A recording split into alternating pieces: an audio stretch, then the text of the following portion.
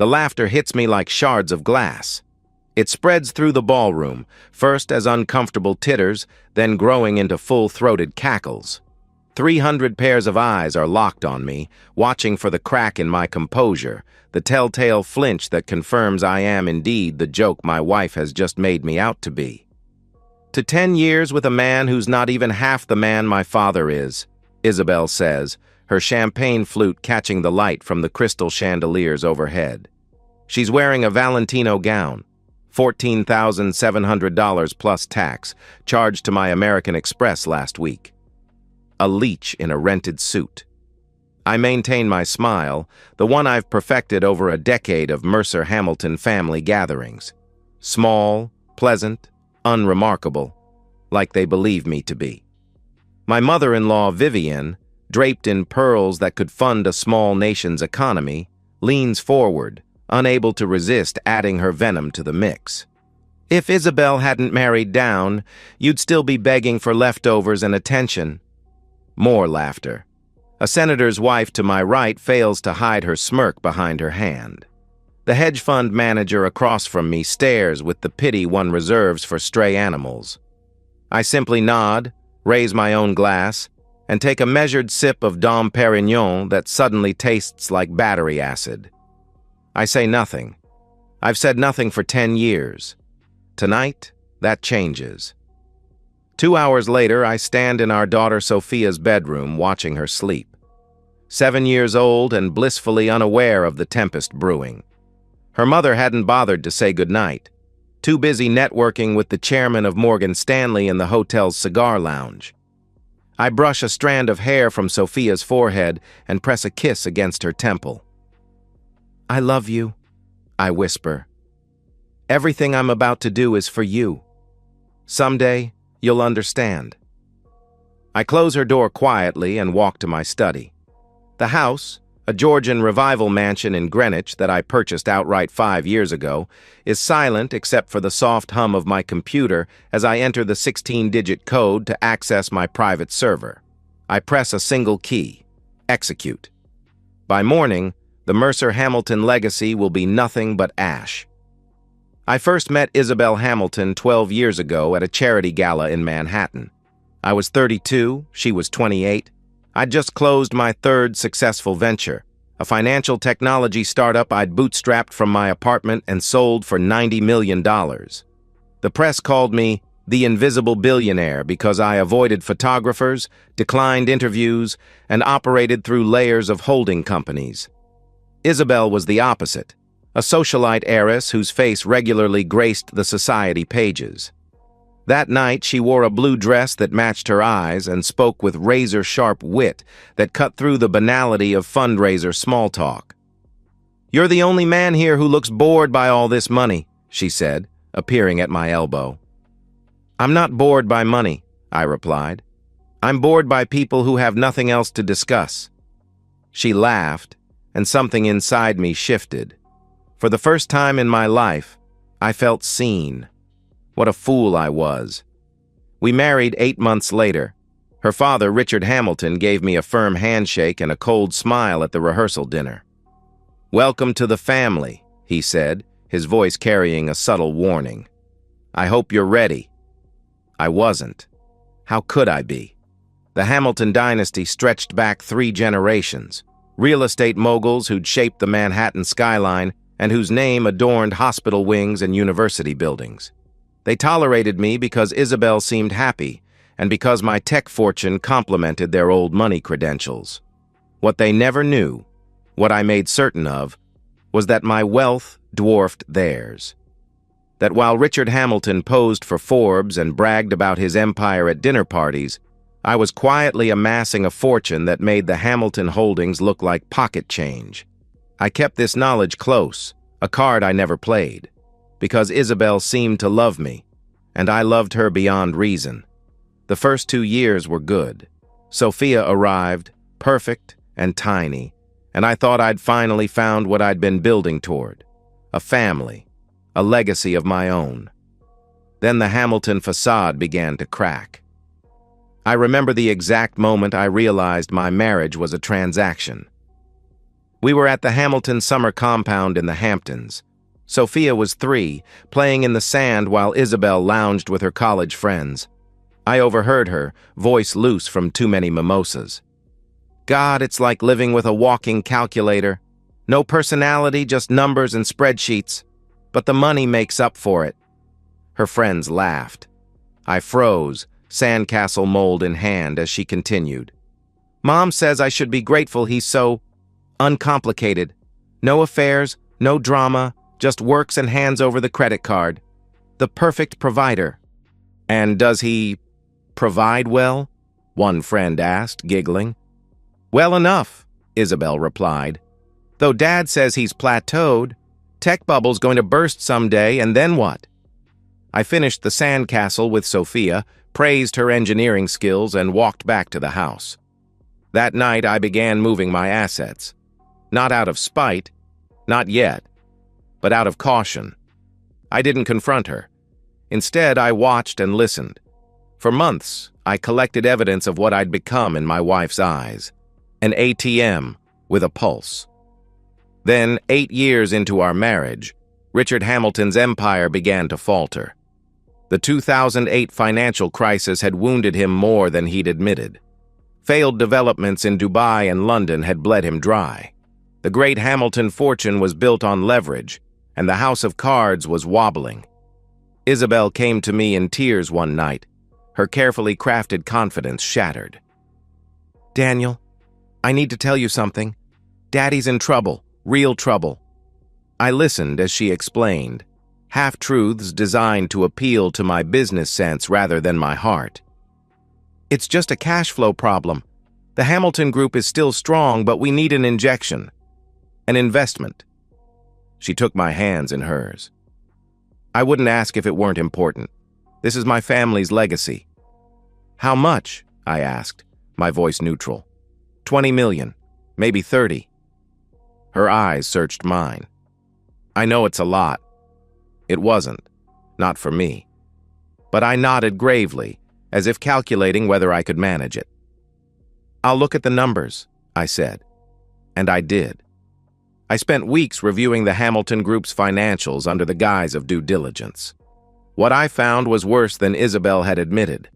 Richard Hamilton hadn't just made bad investments. He'd been cooking the books for years, using new projects to cover losses from old ones. A classic Ponzi scheme wrapped in blue blood respectability. I should have walked away. Instead, I created a solution that would become their undoing. I established a series of investment vehicles through banks in Singapore, Zurich, and Grand Cayman. Through these entities, I began purchasing Hamilton Group debt and injecting capital into key projects. On paper, a consortium of foreign investors was saving the Hamilton legacy. In reality, it was me, controlling everything through proxies and shell corporations. Richard never knew. Neither did Isabel. I made certain the terms were favorable to me, though not punitive enough to raise suspicions. I was the invisible hand keeping their empire afloat while they continued to treat me as an afterthought at family gatherings. For 2 years, I watched and waited. I recorded conversations, saved texts and emails. I documented every slight, every dismissal, every time Isabel or her parents made it clear I wasn't really one of them. I built my case methodically, the way I'd built my fortune, with patience and foresight. And I continued to fund the Hamilton Group, now owning 78% of its debt and controlling 65% of its assets through my network of companies. All while Isabel shopped, Richard boasted, and Vivian sneered at my middle-class manners. The 10th anniversary party was Isabel's idea. A grand celebration at the St. Regis, 300 guests, entertainment by a Grammy-winning artist. I paid for all of it, of course. It needs to be spectacular, she insisted. Daddy's announcing his retirement that night, passing the torch to Edward. Edward, her younger brother, whose business acumen consisted mainly of spending the family money and making excuses. I nodded, signed the checks, and finalized my plans. The night of the party, I dressed carefully in a bespoke tuxedo. Isabel barely glanced at me as our driver took us to the hotel. Try to smile tonight, she said, checking her makeup. These are important people. I always smile, I replied. The ballroom was exactly as Isabel had planned, opulent to the point of vulgarity. Crystal gold flowers flown in from Ecuador. Senators mingled with tech billionaires, old money gossiped with new. Richard Hamilton held court near the bar, looking every inch the patriarch despite the financial rot I knew was eating him from within. He didn't bother greeting me when we arrived. Vivienne air-kissed me from a foot away, her eyes already scanning the room for more important guests. Daniel, she said, distracted. That suit fits better than usual. I smiled. Thank you, Vivienne. You're looking well. She was already walking away. Dinner was served, speeches began. Richard announced his strategic transition to an advisory role, positioning Edward as the new CEO. The room applauded. Isabel beamed with pride. Then it was time for the anniversary toast. Isabel stood, radiant in her stolen gown, and the room quieted. I expected platitudes, perhaps a begrudging acknowledgement of our decade together. Instead, I got the truth. To 10 years with a man who's not even half the man my father is, she said, voice carrying through the perfect acoustics. A leech in a rented suit. The silence was brief before the laughter began. I felt eyes on me, pitying, amused, embarrassed. Vivienne leaned in with her addition about marrying down, twisting the knife. I sat perfectly still, smiling that same small smile. But inside, a door closed forever. When I raised my glass in return, my words were measured and mild. To the Hamilton family, I said, may you reap exactly what you've sown. It passed as an awkward but unremarkable response. Only I knew it was a promise. The first call comes at 4:17 a.m. Isabel's phone lights up the darkness of our bedroom. I'm already awake, sitting in the armchair by the window. I've been there all night. What? She mumbles, fumbling for the device. Then, more alert. Edward? Slow down. What are you saying? I watch her face transform as her brother explains the inexplicable. Major Hamilton Group investors have simultaneously withdrawn funding and dumped holdings. The stock is in free fall in pre-market trading. Emergency board meeting in 1 hour. That's impossible, she says, sitting upright now. Those investors are rock solid. Daddy vetted them himself. I remain silent in my corner, invisible as always. I'll wake Daniel, she says finally. Maybe he can make some calls. She turns on the lamp and flinches when she sees me, fully dressed, watching her. How long have you been sitting there? She asks. Long enough. Something in my tone makes her pause. For perhaps the first time in our marriage, she looks at me. Really looks. Daniel? Did you hear what I said? The Hamilton Group is in trouble. No, I reply, my voice calm. The Hamilton Group is finished. Her confusion would be comical if it weren't so pathetic. What are you talking about? I lean forward slightly. Vivielle Marquand Capital, Singapore First Holdings, Cayman Strategic Investments, Zurich Asset Management. I list them one by one. Do these names sound familiar? She shakes her head slowly. They should. They're the entities that have been keeping your father's Ponzi scheme afloat for the past 2 years. My father doesn't run a... Yes, he does. Has been for almost a decade. Taking money from new developments to cover losses from old ones. Classic fraud, just dressed up in Hamilton prestige. Her face pales. How do you know this? Because I own those companies, Isabel. Every single one of them is me. The comprehension dawns slowly, then all at once. She stands, the silk sheets falling away. You're the Anonymous Investor Consortium? I nod. But why? Why would you do this? At first? Because you asked me to save your family's legacy. I did exactly that. I stand and straighten my jacket. And now I'm done. What does that mean? It means I've withdrawn all support. Every loan called in, every line of credit frozen, every share sold.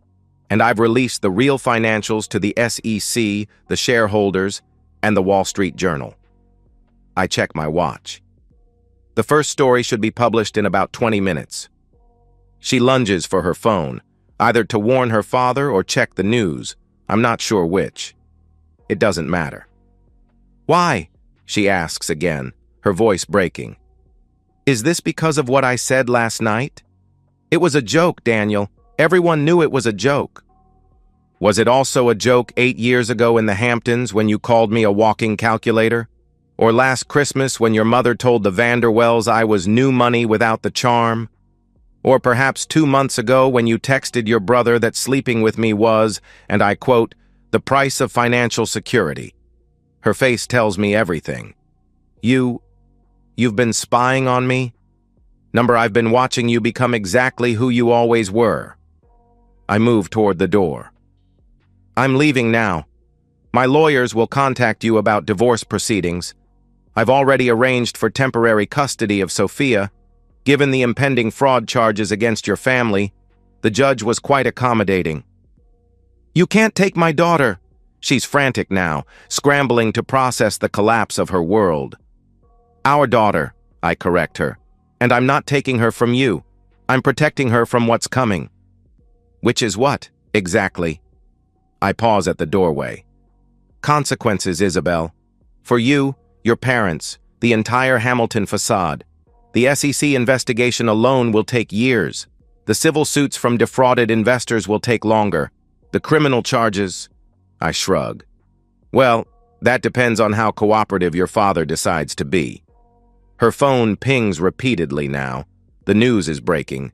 Edward, Richard, probably Vivian too, all realizing simultaneously that their world is ending. You won't get away with this, she says, but there's no conviction in her voice. I already have. I turn to leave, then pause. Oh, and Isabel? The suit isn't rented. It's Tom Ford, custom made. The destruction of the Hamilton Empire makes headlines for weeks. Real estate dynasty built on fraud, screams the Wall Street Journal. Hamilton heir arrested in financial scandal, announces the New York Times. The story has everything: wealth, deception, family drama. The public is ravenous for details. I give them none. I remain, as always, invisible. My name appears nowhere in the coverage, just sources close to the family and anonymous whistleblowers. Richard is arrested first, led away from his office in handcuffs. The perp walk is televised, his ashen face broadcast to the world. Edward follows 3 days later, caught trying to board a private jet to a non-extradition country. Vivian barricades herself in the Hamptons compound until federal agents remove her. Isabel, to her credit, doesn't run. She faces the press with the same frozen smile she's perfected for society photographs. My family will fight these baseless accusations, she tells reporters outside their now frozen accounts mansion. The truth will come out. It does, but not the truth she's hoping for. The divorce proceedings move swiftly. Given the evidence, recordings, texts, emails documenting years of emotional abuse, the judge grants me primary custody of Sophia. Isabel gets supervised visitation, pending the outcome of her own involvement in the family's financial dealings. The Mercer-Hamilton assets are frozen, but my personal fortune remains untouched. Isabel's lawyers try to claim it as marital property, but the prenuptial agreement I insisted upon, the one Richard Hamilton mocked as unnecessary for a man of your limited means, proves airtight. 6 months pass. The Hamilton Group is delisted from the stock exchange. The famous Hamilton Tower is sold at auction to cover debts. Richard pleads guilty to reduced charges in exchange for testimony against former partners. He's sentenced to 11 years in federal prison. Edward gets 7 years for his role. Vivian avoids prison but loses everything: the homes, the cars, the art collection, even the pearls she wore to my wedding. And Isabel? The investigation clears her of direct involvement in the fraud. Her crime was willful ignorance and living off ill-gotten gains. She's left with nothing but her name, which is now toxic in the circles she once ruled. I offer her a job, not out of kindness, but precision. Legal assistant at Mercer Holdings, says the offer letter delivered by courier. Starting salary $50,000 per year. She takes it. What choice does she have? Her friends have vanished. Her resume is blank except for socialite and former board member of fraudulent family business. Her skill set begins and ends with planning parties no one will now attend. On her first day, she walks past the marble plaque bearing my name in the lobby. She rides the elevator to the 47th floor and sits at a desk outside a corner office she will never enter. She files documents, answers phones, and schedules meetings for executives who know exactly who she is but never acknowledge it. Every day, she sees my face on the business magazines in the reception area. Daniel Mercer's Quiet Revolution, reads one headline. The invisible billionaire steps into the light, announces another. I've launched a foundation for first-generation entrepreneurs, people without connections or inherited wealth. We provide funding, mentorship, and resources to those who, like me, built from nothing. The irony is exquisite. Vivienne now lives in Lyon, France, the only place where distant relatives would take her in. She posts occasional photos on social media, pretending her European retirement was planned. The comments are sparse, the engagement minimal. The world has moved on. Richard and Edward served their sentences at a minimum security prison in Pennsylvania. I send them financial newsletters monthly, with no note attached. Just a reminder of the world continuing without them. Daddy, is that you in the magazine? Sophia, now 8, points to the cover of Fortune on our coffee table. It's been a year since the collapse, 6 months since the divorce was finalized. We live in a new home, smaller but warmer, filled with her art and my books. Yes, sweetheart, I reply. They did a story about the foundation. The one that helps people start businesses? That's right. She studies the cover thoughtfully. Mommy says you used to be different, quieter. I set down my coffee. Sophia sees her mother every other weekend, carefully supervised visits that I neither encourage nor discourage. It's her right to know her mother, complicated as that relationship may be. I was quiet, I acknowledge. Sometimes being quiet helps you listen, and sometimes it helps you think. But you're not quiet anymore? I smile. A real smile. Not the practiced one I wore for a decade among the Hamiltons. Not when it matters. Not when there's something worth saying. She nods, accepting this with a child's simple wisdom. I like you better not quiet. Me too, sweetheart. Later that night, after Sophia is asleep, I stand at the window of my study and look out at the city. Somewhere across town, Isabel is in her rented one-bedroom apartment, perhaps drinking wine and wondering how it all went so wrong. She never understood that I wasn't a leech in a rented suit. I was a silent architect, building and destroying with equal precision. My phone rings, a board member with a question about tomorrow's meeting. As I answer, I catch my reflection in the glass. There's no trace of the man who stood silent through a decade of calculated humiliation. That man is gone, replaced by someone who finally spoke his truth. And when he did, worlds crumbled. Sometimes I hear whispers, at charity events, in boardrooms, even in the hallways of my own company. Wasn't he just the leech in Isabel Hamilton's stories? I never respond. I simply smile, because they have no idea who pulled the plug, and I have no intention of being silent again. And so, we've reached the end of today's story. Was it what you expected, or did it take a twist you didn't see coming?